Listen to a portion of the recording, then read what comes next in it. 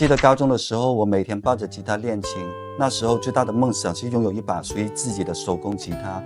可惜那时只敢想想，因为做一把吉他可能需要几十年的琴师经验。但自从喜欢上了木工，也逐渐掌握了不少技巧。这次我终于决定挑战自己的极限，亲手做一把吉他。为了节省时间，我没有从木材毛料开始，而是买了一套已经处理过的面单材料：西地卡云杉面板、沙比利侧背板、奥古曼琴颈、玫瑰木纸板。看起来似乎不是很难，其实一点不简单。要拼接、打磨、上漆，甚至是调整音准，对我来说都是满级的挑战。为了制作好这把吉他，我又增加了一堆工具。做手工最大的乐趣，不是在买工具，就是在买工具的路上。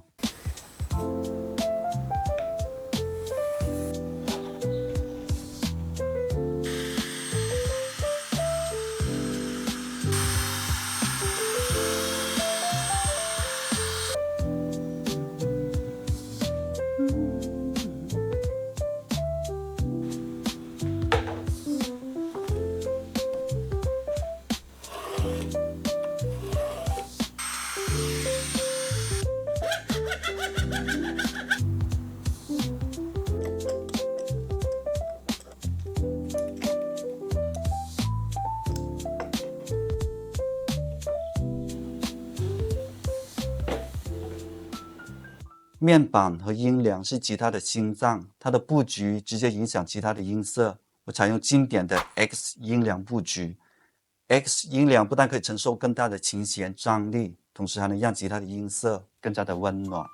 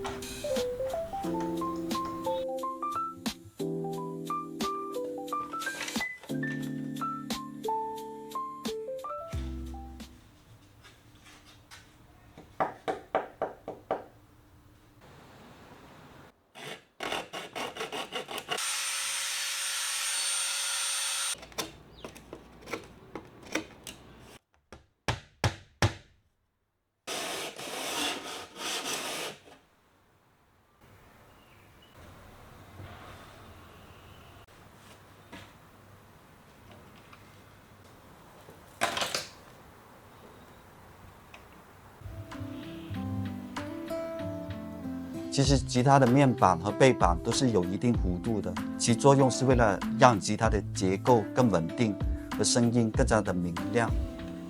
如果没有专业的弧度盘和合同工具，即使经验丰富的琴师也很难做出一把好的吉他。基于条件所限，我只能用野生的方法，主打一个随意。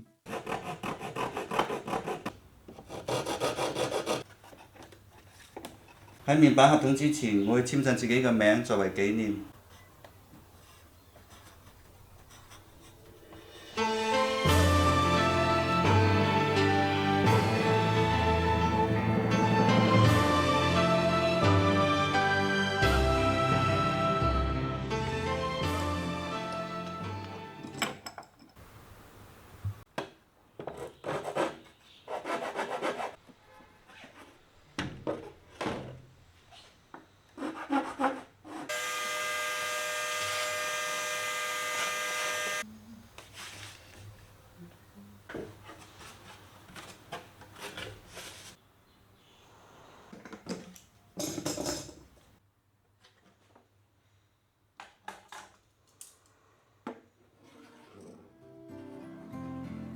接下来是吉他包边，也是非常难的一步，需要非常的专注，稍不留神就很容易把吉他搞砸。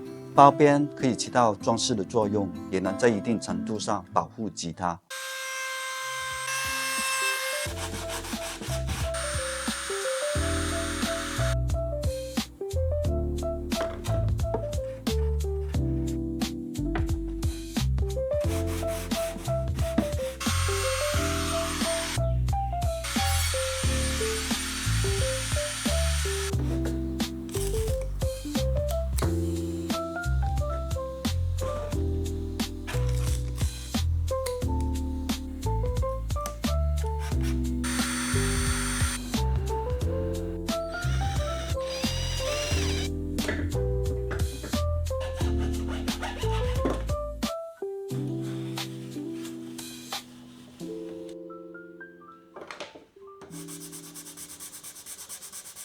这一柄工艺我采用传统的燕尾榫接，这种连接的方式非常的坚固稳定。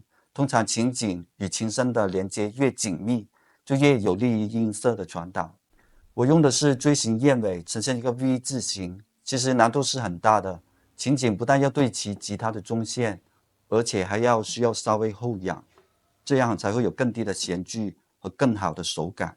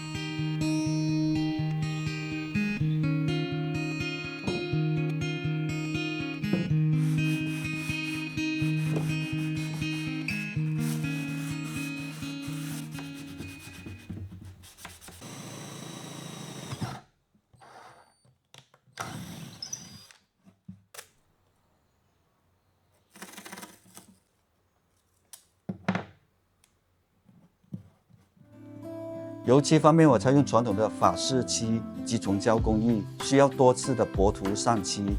虽然重胶工艺非常的繁琐耗时，但效果很好，这是赋予它高光的时刻。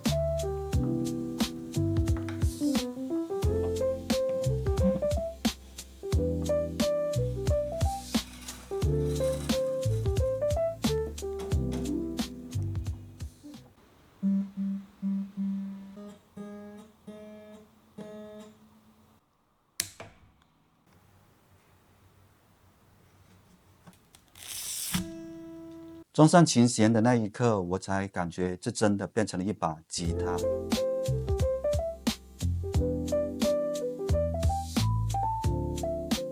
其实声音的好坏已经不重要，此刻我感觉他的声音真的非常的美妙。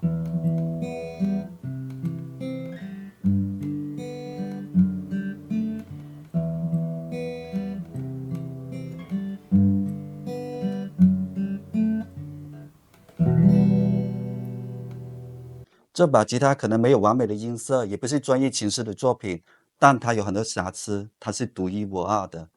其实我身后也有一把吉他，那是24年前学琴时买的第一把吉他，虽然不能弹了，但它没有沦为烧火棍，而是继续发挥着它的作用。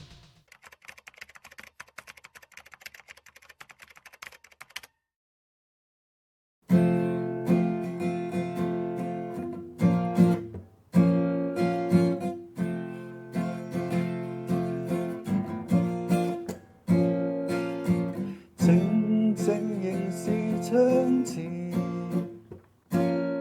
腦海的思緒像花在冬季睡眠，天邊已泛彩霞。以上就是这期视频的全部内容。如果你喜欢的话，请记得点赞、收藏、转发，也可以把本视频分享给你喜欢音乐和做手工的朋友。另外，这把吉他已经放在咖啡店里。喜欢吉他的朋友不妨过来试试哦，我们下期见，拜拜。